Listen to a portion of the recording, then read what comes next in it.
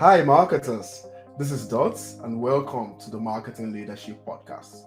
With me here is David Ledgerwood, Managing Partner at Add1Zero, and we will be talking about Don't Walk Alone, the marketing and sales revenue loop.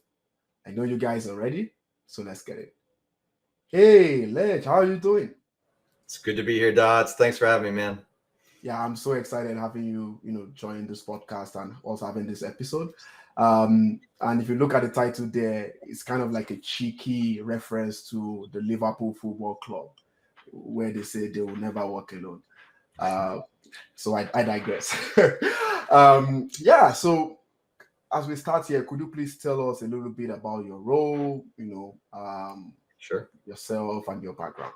Yeah, absolutely. Well, I'm getting old enough now. I'll just leave the beginning of the resume off. But some 15 years ago, I started out on my entrepreneurial journey, and I am specifically interested in, I do B2B services companies. So it's really interesting to me to work on, I work on consultancies and agencies, professional services, stuff like that. And along the way, I discovered that when you hire a bunch of people and you really just wanted to be a practitioner, turns out that everybody expects you to pay them, and therefore you, as the owner, often get stuck, in the sales seat. So I had to learn sales because it turns out that you have to make payroll every other Friday, which is a terrible shock. And it also turns out that marketing becomes important. So at any rate, I had to jump into the sales seat, and I didn't know anything about it. I hadn't read, any books, done any training, anything like that. So I just had to kind of grok sales pretty quickly. And after some of my initial adventures, I started taking on actual sales roles for B2B services and technology, companies. And over the course of that work, I came to have some pretty aggressive opinions and thoughts about ways that should be done. Now people call a lot of those things, rev ops and sales enablement and sales ops. And I just found that particularly in small firms, you couldn't really rely on the budget necessary. If you were even if you're a VP of sales, right, at a company that's doing $500,000 of service sales, you just don't have the administrative support. But I thought that was necessary because you want to keep somebody like me, the sales rep, or somebody who's the, outward facing, customer facing AE. You want to have them on calls. And how do you maximize having them all the time on Zoom, or on phone calls, mostly Zoom? I wanted to years ago I started doing video calls before anybody thought that was a thing, and selling remotely. And so then after some of those adventures ended, I wanted to make a company where we could help founders like I was get out of that sales seat, but also afford and be able to fractionally implement, total revenue and sales solutions. So we did that, and it's called Add1Zero because we specialize in taking that, sort of $500,000 B2B services firm, agency, consultancy, and grow them up and add them a zero at the end of that number, so you get that revenue up to that 5 million type of point. And so far so good. We've been doing that for over 3 years now, and we've generated some $5 million of net new sales for these small services firms. So it's pretty exciting. Yeah, I personally think that you don't deserve enough recognition for what you do, because I have seen the kind of things you do. I have seen the kind of, like, I call you the revenue magician. Like, you are able to reach out to these big logos that where there are probably millions of salespeople in the world today, and you are one of the best of the best. And my question is, how do you manage to do this, at a fractional level, helping, I guess you're helping a lot of companies at the same time. And how do you really get that, like, it's so efficient. I'm impressed. Well, first of all, thank you for the compliment. I don't know if it's as much magician as just doing it wrong so many times that, eventually when you pile up enough mistakes, it looks like wisdom when you recognize them ahead of time, So, Mhm. but I do appreciate the compliment. And it's true, So actually, at this particular time, I am the guy on Zoom calls for 4 different companies on a pretty regular basis.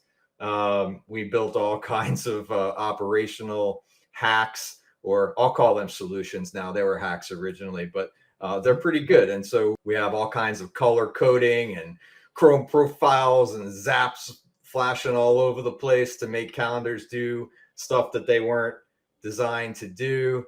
I was talking off mic about my home setup is I got a 55-inch 4K TV for my monitor, and at any given time, there's like 6 different Chrome profiles open, and I don't know. I guess you have to be a little bit of a chameleon because whatever call I'm getting on next, I have to kind of go like, okay, what company is this? What persona am I? Um, we have a very sort of tight agenda process where everything that I'm going to do is in one spot, and I can kind of go, who am I talking to next? Look at their LinkedIn, look at their company, and I got to grok that in like 5 minutes before a call. Admittedly, once in a while, I end up jammed into a call and I have no idea who I'm talking to, and I still have to figure out how to make it sound like I do know. So if there's any sleight of hand, I suppose it's some of that stuff. But yeah, I don't know, man. I like I said, I never really studied a whole bunch of sales stuff. So Yeah. I'm blessed that it comes naturally to apparently get people to like talking to me and talk about doing big deals. And if anything, it's like I realized a long time ago, like the confidence to talk about big numbers, kind of comes along with that experience of doing thousands and thousands of calls. And we have, Yeah. as a company, quite literally done that, thousands and thousands of Zoom calls. We have nearly like a terabyte of recorded Zoom conversations. And we work really hard to annotate them and understand the insights from the customer so we can pass that up. And that gets to that revenue and sales loop that you're talking about. It's an iterative process up and down the funnel to really deliver that sales intel. Large companies solve that with tools like Gong and Chorus and stuff like that, where you can use AI to try to mine hundreds of calls that are happening from that like sort of bullpen sales type of approach, where you actually need to coach and all those things. In our case, it's different because we want to draw intel from like every one of those conversations. Like in most cases, for the size of business we're talking about, I'm the only person that talks to that prospect, right? Mhm. Ever. And so if we can record and annotate and deliver the intelligence from that, we can actually show marketing, look, here are the content prompts. Like, here are the actual questions that were being asked. Here are the needs being expressed by those prospects when they get on calls. And let's turn those into content prompts. Let's turn those into performance marketing, media drivers. And in addition to that, let's develop mid-funnel sales enablement materials that really drive home those messages that will help us make the close for big companies. And I should also say that, I mean, yes, it's been awesome that I can talk to big companies and get, deals done. But you in the marketing seat, I mean, that like calls don't happen unless marketing, does the job that it's supposed to do and presents all those things in the right way and drives in those leads. So it's also awesome for us in the sales seat to, it's not like I'm cold calling these people, that we have inbound demand and that I can get Yeah. to be an inside sales expert. So, like you said, team effort. Yeah, I think something our listeners would appreciate knowing is that Ledge is a salesperson with a difference. Not many salespeople, add insights to what they do, market research. They say, yeah, it's for marketing. But what Ledge does, and why I'm excited to get him here on this podcast, is that going forward as we go on here is going to be sharing some actionable insights, because that's what it's all about. And that's kind of like, I personally think, is the X factor. And if you're here listening and you are, tied to sales in some way, I think it's important to add that element of market insight. You need to know your markets. You need to know the macro side. You need to know the micro side.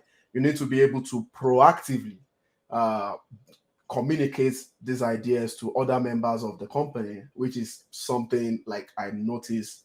I've met Ledge, that's kind of what it does. Again, which is also another compliment. So we won't stop with the compliments, Ledge. I just come on here to get adoration. So perfect. Yeah, it's really worth it. So yeah, you've already started off on with the topic there, in terms of uh, marketing creating the demand. And I think our problem right now as marketers is, what some strategies call the one click stand. So they just say, oh, mine is just to deliver the awareness. I have no business with everything else. I don't want to put myself in some sort of a risk or a danger on the spot. I just want to do my thing. I don't care if it helps the company grow or not. And which is why a big chunk of big B2B marketers are focused on just the top line results. Yeah. And they are just so scared about, getting into the bottom line and delivering real value. And before we get into the solutions here, could you give us some insights on why some marketers might be thinking in that way? Well, I know that there's a lot of literature about, like, and again, I'm an expert in small companies, but what I can see is some of those behaviors that have been developed in large company marketing is that we've separated, at least historically, there's been a lot of separation between marketing and sales, and even, sort of a butting of heads, right? Like as if we're not all working towards revenue. So the first thing I would say is, like, let's all remember that. I mean, I firmly believe, and our firm is based on this idea that it's revenue first. I mean, there just simply is no other thing to focus on. This organization exists to generate revenue within the bounds of, high integrity, within the bounds of vision and mission. I mean, don't do shady, awful things to get revenue. But ultimately, like, this machine only runs because we have the fuel of revenue, coming into it. And in addition, as a business grows, like the cheapest form of financing and capital is going to be revenue from your customers, and particularly retention and upsells and cross sells and things of that nature. So it behooves everybody to think about that one revenue system. I'm still a fan of the old funnel methodology. I know some people like to turn it on its side and talk about customer journey, and there's all these things, whatever it is. I don't care how you draw it, but I like that metaphor of kind of going, at what stage in this funnel journey, etc., are we, and what kind of information is most helpful there to work together to generate, because ultimately it's really expensive to have a guy or girl like me on a Zoom call. I mean, it's a one-to-one connection, and it's important to drive the right ones into that one-to-one connection. So there's a lot of qualification, there's a lot of education, and I'm really adamant about helping marketing make those calls better, because call to close ratio goes up not only because you're taking lots of calls and closing lots, but how about let's close a greater percentage of the right calls? And in that case, we can all work together to drive greater education to the top of the funnel. And why would I want to do that? Because marketers like you, they can reach thousands of people at the same time with a message that's going to get asked, or a question that's going to get asked over and over and over again on those one-to-one calls. If I can make those more about getting to know the customer and less about them having to ask a bunch of questions of me, I want to educate them as much as possible at scale. Now, how do I do that? I make better calls happen because I can take the intelligence from each of those calls and feed it back up in a relevant way. I can say, I know that 25% of all prospects are going to ask this question.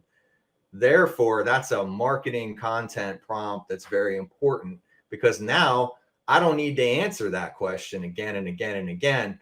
And so the greater education that we give top of funnel, early in the journey, early in the experience, and that's what customers want anyway from a B2B standpoint. We now know that, like some 87% or some stat, people don't want to talk to the sales guy.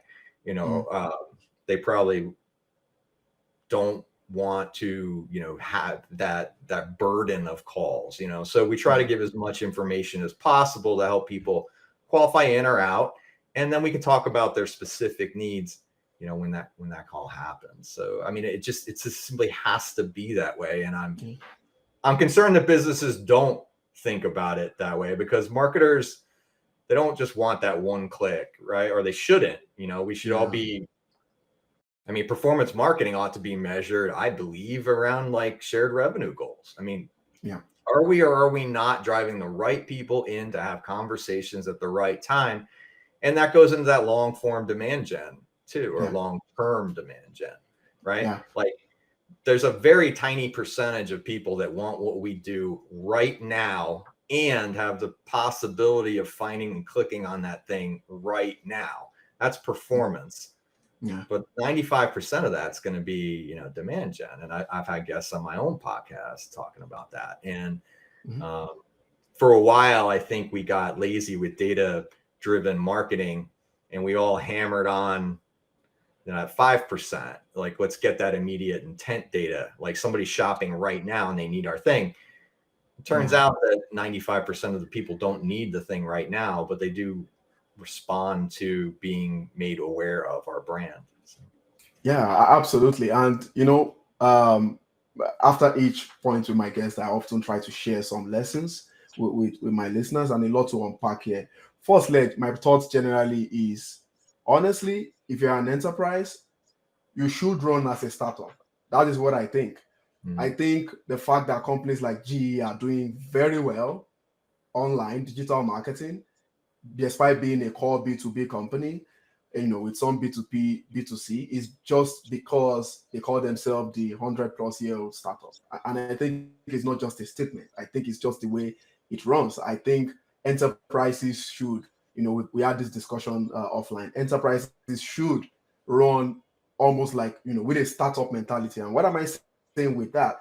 It's not all about, there is that performance side with the figures and things like that. But I had a previous conversation with Brian Kramer, the H2H father, and he said the most important KPI is engagement.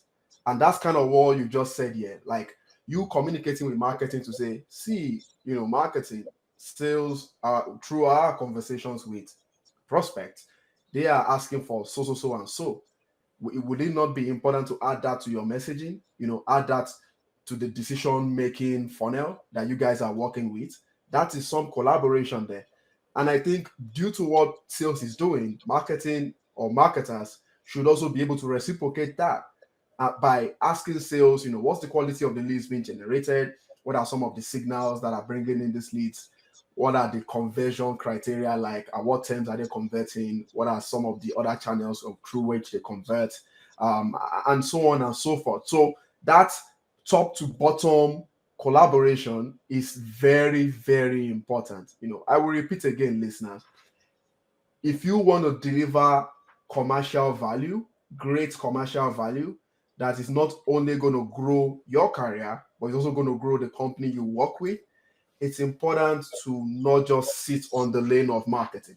You have to work with marketing and sales, with sales, and have sales work with you, so that you guys can continually exchange proactive insights as to consumer behavior at the top funnel, consumer behavior at the bottom funnel. And it's just a continuous process of optimizing and iterating and making sure the process is well oiled. So I just wanted to bring that remark there.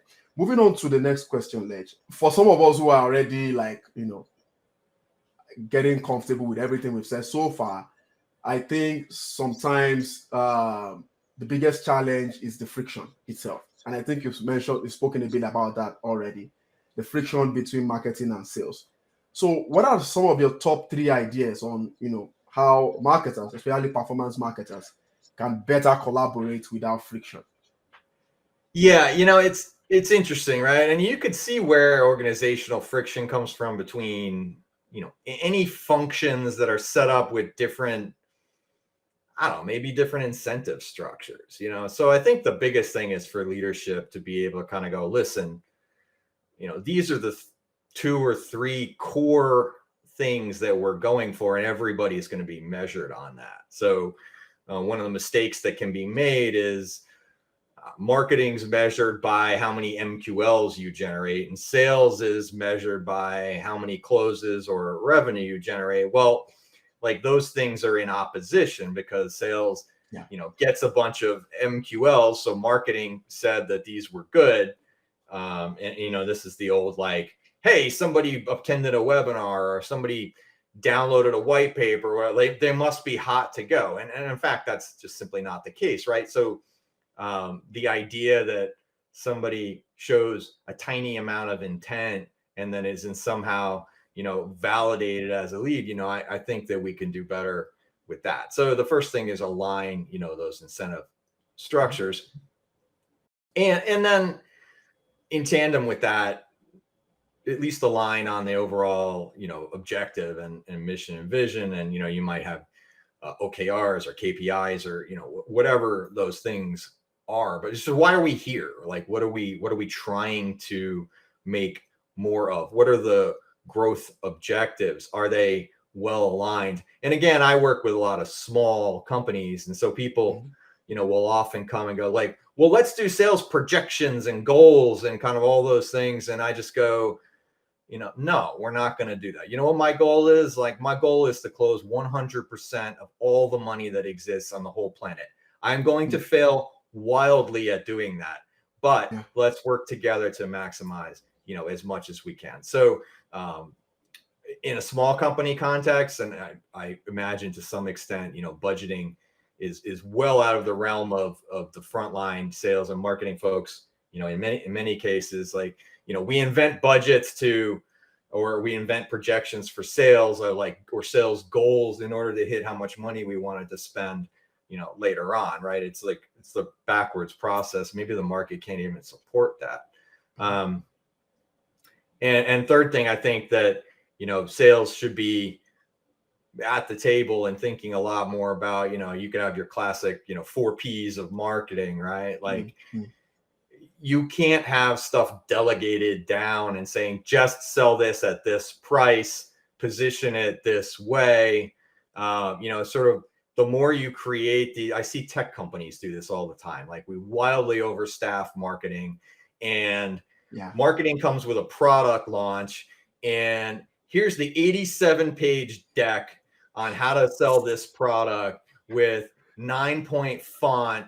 And it's just like completely ridiculous. And sort of dictating to, this is how you will sell this thing to all the people who show up on calls. We just like robbed the ability of that salesperson to do anything, because you just sound like a robot. Like I don't even believe in sales decks. I want very distinct, specialized pieces with visual and data support that I can pull up as necessary on a call. And in a lot of calls, I won't even share a screen because I'm listening and I'm thinking about what's going to happen next. And I want to enter that, intelligence processing zone. And then I want to collaborate with my, marketing friends and my sales enablement friends and kind of go, listen, why don't we work together to close this deal? Here's the material support that I need to get that done. And then we can all celebrate together. So, I don't know. It's like, what are the top ways to collaborate? Well, start talking, ask questions. Like as a sales leader, I need to go, tell me how we deliver this thing. Okay, cool. Now that's the internal view of that. I need to reconstruct that into customer first language, because prospects want to see under the hood, but they don't want to see under the hood in the way that internally operating people think about it. They want to say like, what's in it for me, right? And so like I think you just need to go about it with a willingness to collaborate and just not discount. Like, I respect marketers because you need to speak in aggregate to all the potential people by creating this sort of persona or ICP Yeah. that is the average, right? The normalized version of what that person might look like. And in tandem with that, I need the respect of marketing to go literally zero of the people who show up on a one-to-one call with me are a perfect match for that average ICP that doesn't exist because they're Yeah. all indistinct people, right? Yeah. So it's just a willingness, and I appreciate that firms run into this. The larger you get, the more you have to separate functions and you need to Yeah. specialize. And Yeah. it's always going to apply that pressure unless you kind of acknowledge that pressure and then align the incentives around at least trying to mitigate us working with opposing forces against each other. Absolutely. And I think it's not just marketing and sales, it's probably different other units as well within big Everybody hates companies. sales. Like, Finance hates sales. Marketing hates sales. Like, sales is the whipping boy, the and ribbon I, boy. and I get it. Like, there's, sort of, the joke personas are, marketing people sit around on whiteboards and like just throw money at ads, and salespeople, are just lazy and they put their feet up and they wait for marketing to bring leads and they don't actually do anything. And then them finance people are like the nerds with like their pocket protector and they just care about budgets. And I mean, ultimately it's up to leadership, right? To go, hey, we're all Yeah. here together for one, objective. But it's true. Yeah. Like, functions like that are designed to conflict. And if we don't have a meaningful respect framework and culture around what we're doing here together and why it matters, then of course it's going to conflict. And then it shows with, the stereotypes that come out of what people think about the other functions in the company. Yeah. Absolutely. I hope to, write some article on this episode on my blog.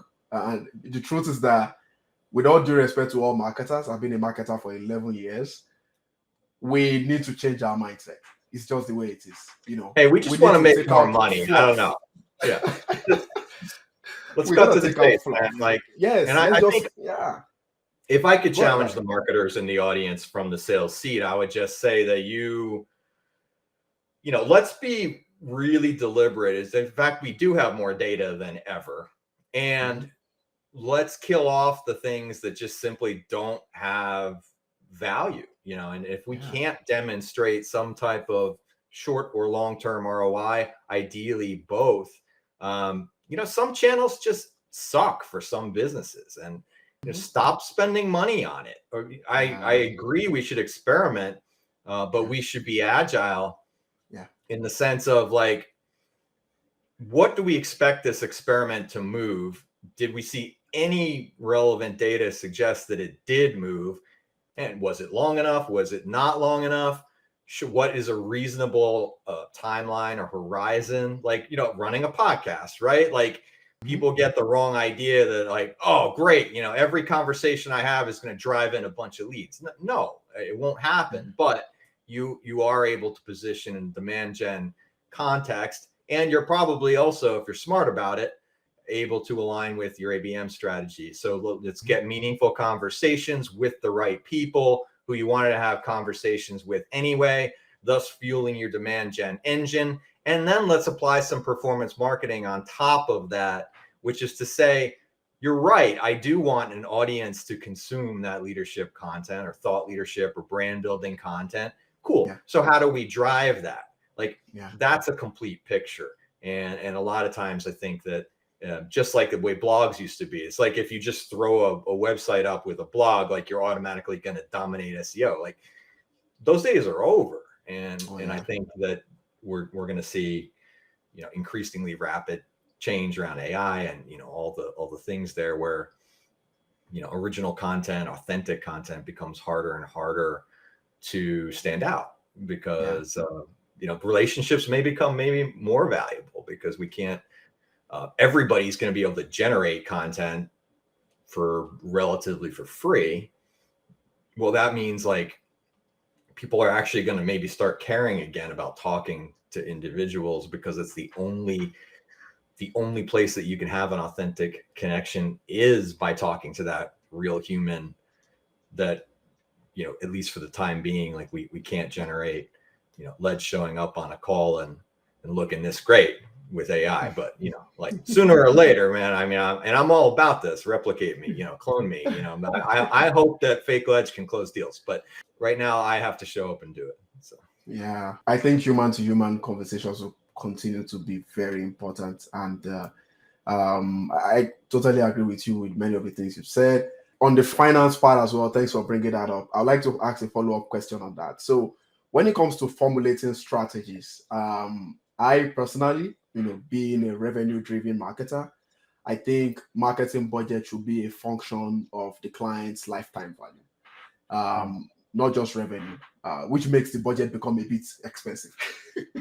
So, what's your view, from experience working with marketers who are trying to determine what the right budget is for demand gen and how to be able to get the necessary resources based on quality data to deliver great results for sales and being able to make cost corrections and so forth and so yeah. on. Well, you make an interesting point, right? I mean, you can't jump out at the beginning and say, I'm going to base it on LTV, unless you actually have a data-driven organization and everybody's working together to figure out what is LTV of a client. And LTV materially changes based on your customer success function, your delivery, your support functions, all those things, right? Like LTV drops like a rock when we churn customers. Yeah. And therefore, it's not just a marketing problem.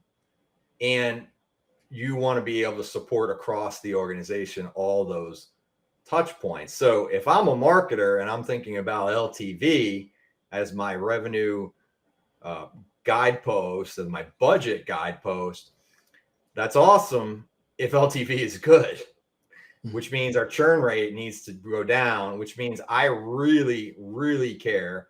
And I would say basically, if we all thought about LTV, then I want to know what's happening on the delivery side. Like after we bring in a lead and we take it through the customer journey to this point that we signed a contract, I want to be materially focused on how are we retaining and growing that customer account.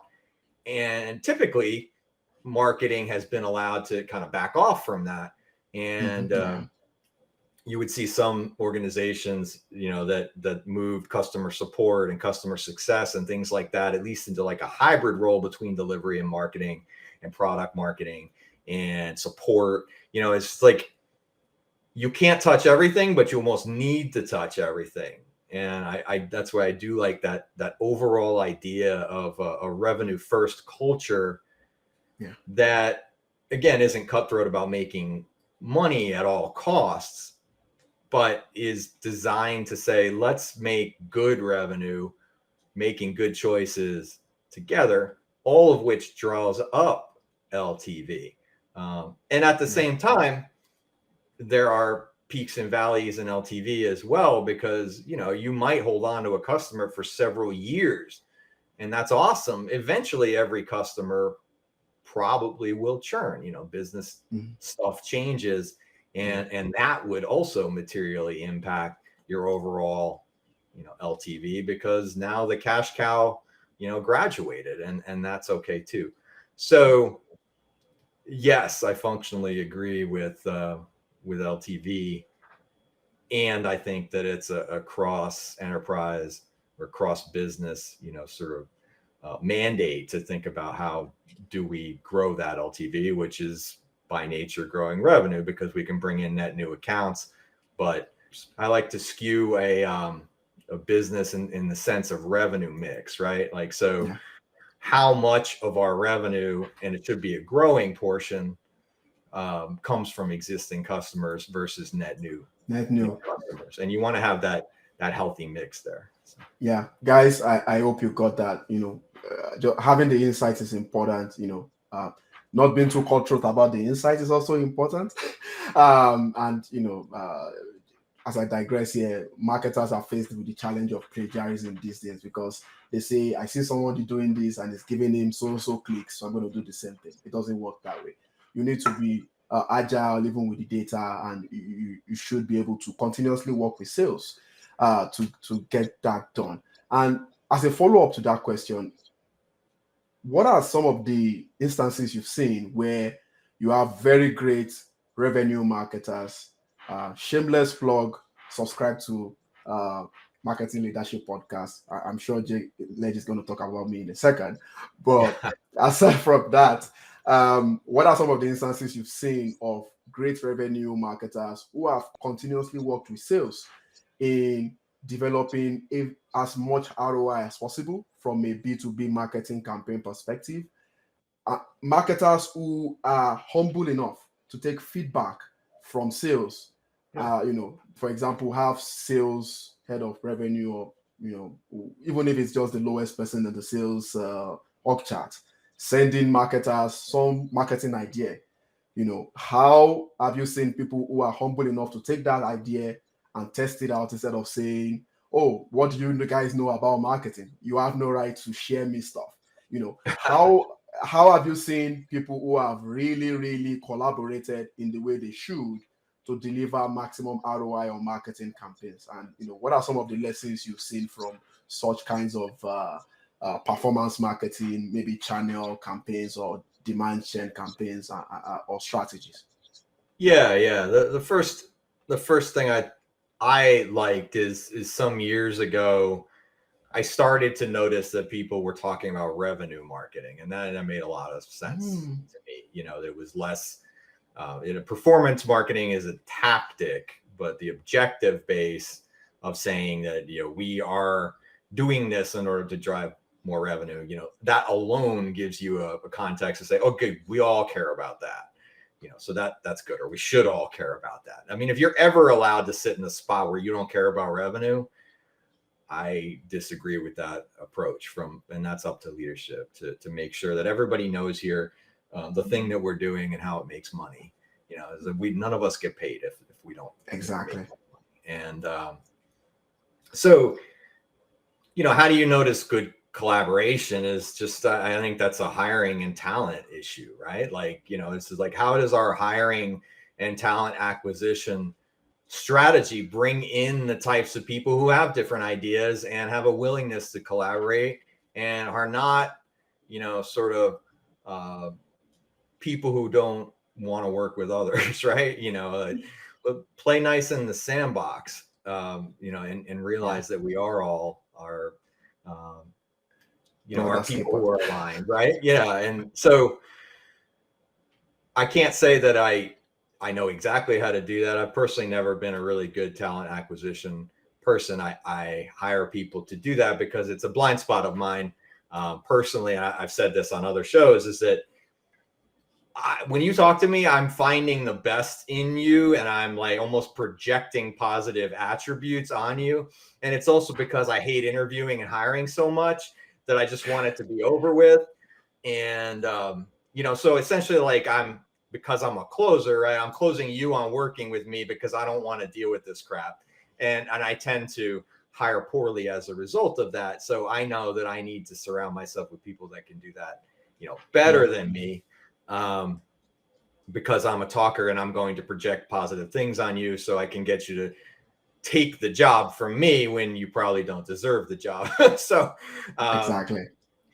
So I think everybody needs to know their strengths and know, and be able to push back on each other in a way. Like, I mean, you've seen me work. Like sometimes we'll go like, I don't like that thing, and I'll just tell you, and you go, well, too bad. That's the way that it is, and here's why I think it's a good idea. And I go, okay, you sound more convicted than me, Yeah. So like, it's like Facebook used to say a thing, they probably don't anymore, but I remember, strong opinions loosely held, right? Like show up with an idea, defend that idea, and if somebody else is more informed than you and you have no information, don't be afraid to change your mind. And I point out when I see that there's a thing that's not at least following the thing that I think is the right path.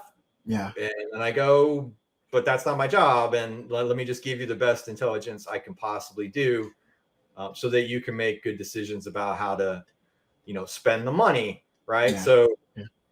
I don't know, Yeah. like demonstrate, like, well, all I can tell you is like leads that show up that use a generic Hotmail address are generally garbage.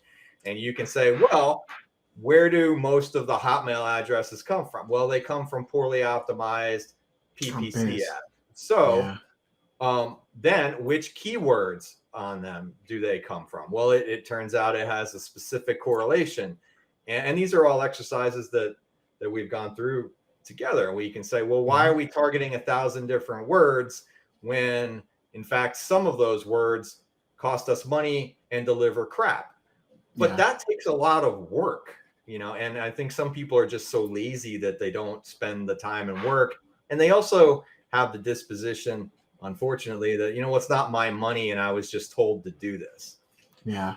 So, I like to see ownership, obviously, across, the functions that we all should care about this. Like, don't just pay the bill for things that aren't working. If you're the person paying the bill, ask some questions and kind of go, does this make sense or not? I used to be a COO, and I worked in a company, and I just, ultimately I just said, can I be the one to approve the bills? Because we're just blindly paying the stuff. And it turned out like, and every month there was this $3,000 bill that came in from this telecom provider.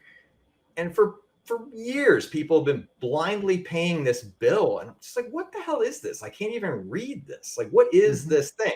Well, it turns out it's like a T1 line that's installed into a building that doesn't even exist anymore, that we don't do business with.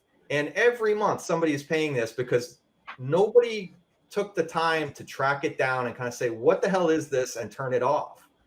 And I want everybody to have that type of disposition, for the business, that, every dollar matters, and we worked really hard for this revenue. Let's not trash it. Yeah, that makes sense. I like what you said before regarding the hiring process. Looking at that sweet spot, the X factor, whether you hire directly or you hire a sales to marketing liaison. If there, if there are such things like that these days, is because it almost feels like whether you're in sales or in marketing, there is someone in your team who is liaising one way or the other. But I like what you said about that, and I was going to ask that before. I also like what you said about, again, back to the mindset. I think that's probably the biggest lesson from this episode, that the mindset has to be right. Right now, there's a lot of rumors on what's going to happen after 2025 or 2026 when Tim Cook decides not to become the Apple CEO. And amongst the people that are considered is the CMO. My sentiment is that the reason why he's even considered in the first place is because he's one of the few CEOs that has broken the barrier of, oh, marketing is my lane, but no, I am the marketer with revenue in focus. And if you are an aspiring marketing leader today and you don't have that commercial value focus or the revenue focus, or not willing to work with sales, support, and operations for some my lane reason, then you shouldn't be too upset if you are not growing as far as you want. That's just the gospel truth about it. If you want to grow in the organization into positions that you never believe, even as a COO or a CEO from a marketing background, then you need to start thinking about revenue, and you need to start, treating marketing campaigns like it's yours, right? You need to invest in this like it's yours, and do that collaboration as efficient as possible, as efficient as possible. Yeah, so far so good, Ledge. And I believe that a lot of our listeners are converted already or getting really hyped up about this. The last bit before close here is the tech stack.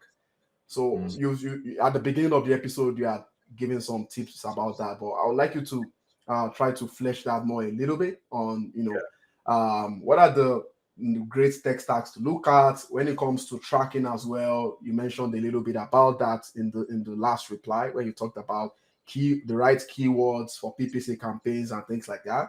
So what are some of the other insights in terms of, tracking the right intelligence, CRMs and stuff like that? Sure, sure. Well, I can comment most on, so I'll put the guardrails around, right? So I am an expert in B2B services companies that exist, somewhere between that 500,000 of revenue and 5 million of revenue. I don't know anything about enterprise tech stacks anymore. Thank God, left that world behind, 15 years ago. So what I can tell you is from my standpoint is, first of all, I like to keep it simple. So I'm a big advocate of like collaborative documentation, things like Confluence, Notion, sort of like how do we have like a collection of really good shared information so that we only have one place that things kind of exist. I'm a HubSpot fan for, again, this size of business and for the things that we do. HubSpot Sales Pro, super powerful, does what I got to do. I have seen magnificent integrations from the top of the funnel down in HubSpot where, we really know all the attribution and we could pull together all our performance marketing channels. That stuff is great. Also, I'm a big Google workspace fan. I forget what they call it, G Suite, whatever, all the Google thing that they rename all the time. But I don't use a lot of fancy tools when it comes to proposals and integrations and all this stuff. I don't know, maybe I'm getting old school now, but I simply believe that we should not have a design heavy sales process. Design can live up the funnel. People come to me and they want a deal. They want a very specific, tight description of what they're going to get, and they're just going to turn right to the cost anyway. So I rage against the machine of, sort of beautiful proposals that come out of agencies all the time. I don't think anybody cares. And I think the numbers bear that out, particularly on the, $1 billion plus client side. Simple PDF that has the right words in it with one logo, and I don't want to draw a bunch of pictures of it, and people just want to pay money, so but like we talk about the internal collaboration, right? Obviously you got your collaborative documentation, Google Docs, knowledge bases, things like Airtable. You get that scrappy stack. Integrate. I'm a big fan of Slack. Pay for the Slack features. Use VoIP dialers. Text messaging is huge in my sales process. So I do a lot of really big deal mitigation with texting. People hate email now. So pick a tool that has really good text messaging, because quite honestly, I can get people very often to reply to a text more quickly, and they're thankful for it, instead of more email. So those are my core tools. Obviously I use a lot of Zoom, getting video meetings together. And I'll give a huge shout out to there's a tool called Fathom. It's fathom.video.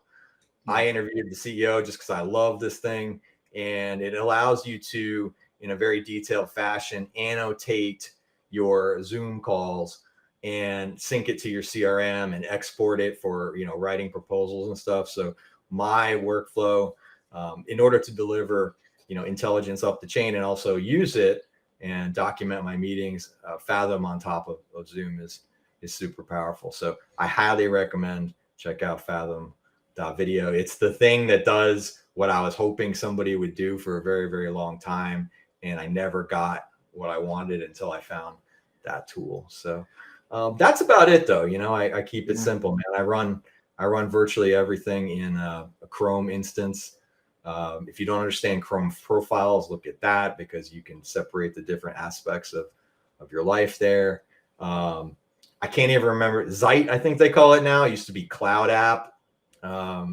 Really, really great tool for capturing quick screenshots. I use a lot of Zoom, Loom calls or Loom videos, so I can deliver Q&A, asynchronously around the world. So those are my tools for small companies. So. Yeah, absolutely. And again, like, I think they're also very important in the enterprise world. I like the way you sort of say, oh, these are the scenarios and these are the tools. These are the scenarios and these are the tools.